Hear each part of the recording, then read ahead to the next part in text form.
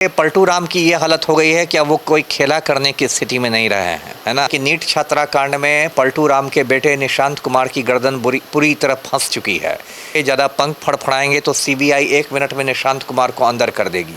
5 मार्च को एकदम कनपटी पर कट्टा सटा के पलटू राम को राज्यसभा का नामांकन करा दिया तड़ी पार अमित शाह ने पटना आके।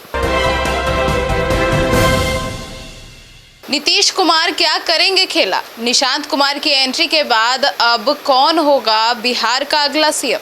नमस्कार, आप देख रहे हैं सिटी पोस्ट लाइव। मैं हूं सृष्टि राज। बिहार में नीतीश कुमार राज्यसभा जाने का नामांकन कर चुके हैं। निशांत कुमार की राजनीति में एंट्री हो चुकी है और अब अभी भी नीतीश कुमार जो है समृद्धि यात्रा पर निकले हुए हैं। अब आने वाले दिनों में निशांत कुमार भी निकल जाएंगे। अब क्या होगी उनकी रणनीति, क्या है उनके राजनीति में आने के मायने और नीतीश कुमार क्या खेला करेंगे? आइए विस्तार में जानते हैं पूर्व आईपीएस अमिताभ दास सर से। सर, बिहार की राजनीति में क्या होने वाला है? अब सब दर्शक देख ही रहे हैं। देखिए, पलटू राम की ये हालत हो गई है कि अब वो कोई खेला करने की स्थिति में नहीं रहे हैं, है ना। अब सभी जानते हैं कि नीट छात्रा कांड में पलटू राम के बेटे निशांत कुमार की गर्दन पूरी तरह फंस चुकी है। यदि पलटू राम ज़्यादा खेला करेंगे, ज़्यादा पंख फड़फड़ाएंगे तो सीबीआई 1 मिनट में निशांत कुमार को अंदर कर देगी। इसलिए अब पलटू राम के सारे विकल्प बंद हैं, सब रास्ते बंद हैं। और जैसा कि पूरे हिंदुस्तान में देखा, 5 मार्च को एकदम कनपटी पर कट्टा सटा के पलटू राम को राज्यसभा का नामांकन करा दिया तड़ी पार अमित शाह ने पटना आके। और 16 मार्च को राज्यसभा चुनाव हैं। उस दिन पलटू राम राज्यसभा के लिए चुन लिए जाएंगे। उसके 1-2 रोज़ बाद उनका इस्तीफ़ा हो जाएगा। फिर भाजपा कोटे से कोई नया मुख्यमंत्री बनेगा। तो अब यही सब नौटंकी चलेगी। आम आदमी ऐसे ही सिलेंडर के लिए धूप में बेहोश होते रहेंगे और ये लोग सत्ता की मलाई चाटते रहेंगे। जी सर, तो बिहार में आज नए राज्यपाल ने शपथ भी ग्रहण कर ली है। अब उसके बाद विपक्ष इसे नए नजरिए से देख रहा है, इस तरीके से कि बिहार में राष्ट्रपति शासन लगने वाला। नहीं, राष्ट्रपति शासन की तो स्थिति मैं नहीं देख रहा हूँ, क्योंकि यदि राष्ट्रपति शासन लगाना होता तो फिर क्यों अभी पलटू राम को हटाया जाता। राष्ट्रपति शासन नहीं लगेगा, भाजपा कोटे का मुख्यमंत्री बनेगा और बहुत जल्दी बनेगा। और राज्यपाल को जो भेजा गया उसके पीछे का मैं खेल बता दूं कि बिहार का बहुत जल्दी बंटवारा होने वाला है। बंटवारा, है ना। और क्या होगा कि बिहार का जो सीमांचल इलाका है उसमें 4 जिले आते हैं बिहार के, पूर्णिया, कटिहार, किशनगंज और अररिया। ये सीमांचल को अलग करके और पश्चिम बंगाल के 3-4 जिलों को मिलाकर एक नया केंद्र शासित प्रदेश बनाया जाएगा, जिसको यूनियन टेरिटरी कहते हैं। और जो नए राज्यपाल आए हैं, हमारे सेना के रिटायर्ड ऑफिसर हैं सैयद अता हसनैन। तो अता हसनैन को इसलिए भेजा गया है कि वो बिहार जाएं और बिहार का बंटवारा करा दें। ये बंटवारा बहुत जल्दी हो जाएगा, मार्च के आखिर या अप्रैल तक हो जाएगा। जी, मतलब नए राज्यपाल के आने के पीछे यही रणनीति है? बिल्कुल बिल्कुल। तो सर, अभी राज्यसभा चुनाव भी आ रहा है। 4 सीटों पर तो एनडीए कंफर्म है कि जीत हासिल करेगी। 5वीं सीट को लेकर एनडीए भी बैठकें कर रही है और महागठबंधन भी कर रही है।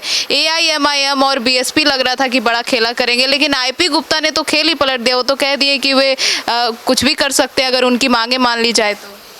अब देखिए, बिहार से 5 सीटें हैं जिसके लिए 16 मार्च को मतदान होगा। और मोटा मोटी गणित इस तरह का है कि 41 विधायक जो हैं वो 1 एमपी चुनेंगे राज्यसभा का। मोटा मोटी ये गणित है। तो एनडीए के पास 202 विधायक हैं, तो 4 राज्यसभा एमपी तो इनके आराम से निकल जाएंगे।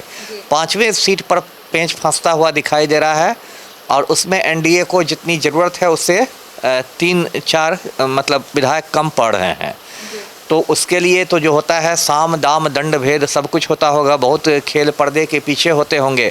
अब आरजेडी ने एक अमरेंद्र धारी सिंह को खड़ा कर दिया, एडी सिंह को। कहते हैं कि बहुत धन कुबेर हैं, करोड़पति लोग हैं, ऐसे राजनीति में थोड़ा पीछे ही रहते हैं, बहुत पब्लिक उनको जानती भी नहीं है। अब बहुत सारी चीज़ें होंगी। और राज्यसभा चुनाव में पहले भी देखा गया है कि क्रॉस वोटिंग भी होते हैं।